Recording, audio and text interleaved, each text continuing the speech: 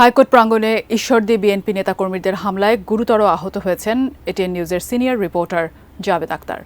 তাকে রাজধানীর একটি বেসরকারি হাসপাতালে ভর্তি করা হয়েছে। এ ঘটনার তাৎক্ষণিক প্রতিবাদ করেন সাংবাদিকরা। বিএনপির ভারপ্রাপ্ত চেয়ারম্যান তারেক রহমান টেলিফোনে চিকিৎসাধীন জাবেদ আক্তারের সাথে কথা বলেছেন। বিএনপির আইন বিষয়ক সম্পাদক কায়সার কামাল দুঃখ প্রকাশের পাশাপাশি ভিডিও ফুটেজ যাচাই বাছাই করে জড়িতদের বিরুদ্ধে সাংগঠনিক ব্যবস্থা নেওয়ার আহ্বান জানিয়েছেন। সম্রাট আনোয়ারের রিপোর্টে বিস্তারিত। ৩ দশক আগে পাবনার ঈশ্বরদী রেল স্টেশনে শেখ হাসিনাকে হত্যা চেষ্টা মামলার রায়কে কেন্দ্র করে হাইকোর্টে আসেন সেখানকার বিএনপির নেতাকর্মীরা। রায় ঘোষণার পর দুপুর 12টার দিকে হাইকোর্টের এনএক্স ভবনের সামনে আসামি পক্ষের আইনজীবীদের সংবাদ সম্মেলনের অপেক্ষায় ছিলেন সাংবাদিকরা। তখনই হঠাৎ বিএনপি চেয়ারপারসনের উপদেষ্টা হাবিবুর রহমান হাবিবের উপস্থিতিতে শতাধিক বিএনপি নেতাকর্মী হট্টগোল শুরু করেন। ব্রিফিংয়ের জায়গায় দাঁড়ানো নিয়ে বিএনপি নেতাকর্মী ও আইনজীবীদের মধ্যে কথা কাটাকাটির এক পর্যায়ে সাংবাদিকদের ওপর এ হামলার ঘটনা ঘটে।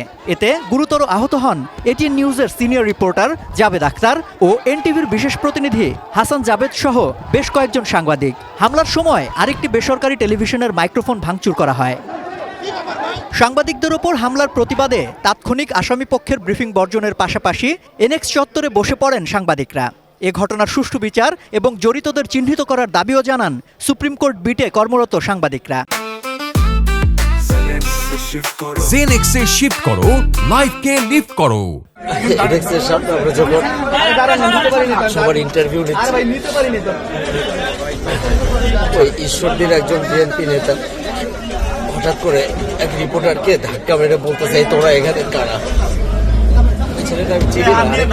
আমি জাস্ট প্রতিবাদ করে আমি বলছি যে আপনি কে এখানে?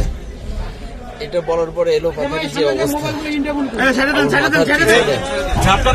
দেখছেন, বুকে টুকে আমার জামা সোয়েটার পরা ছিলাম সেটা খুলে গেছে, এখন বুকের মধ্যে খুব মাথা ব্যথা করছে খুব। জাবেদ আক্তারকে রাজধানীর একটি বেসরকারি হাসপাতালে ভর্তি করা হয়েছে। তাকে দেখতে তাৎক্ষণিক হাসপাতালে ছুটে যান এটিএন নিউজের নির্বাহী পরিচালক মোহাম্মদ মোশাররফ হোসেন। খোঁজ খবর নেন তার চিকিৎসারও। হাসপাতালে ছুটে যান সহকর্মীরাও।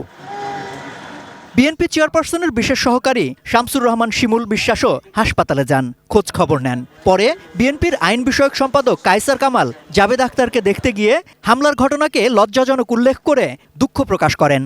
আবেগতাড়িত হয়ে না বুঝে অনেক কিছু করে ফেলেছে, যা করেছে সেজন্য আমরা লজ্জিত, দুঃখিত এবং মর্মাহত বটে।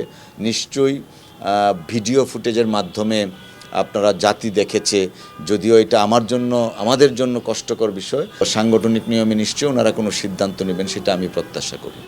সম্রাট আনোয়ার, এটিএন নিউজ, ঢাকা।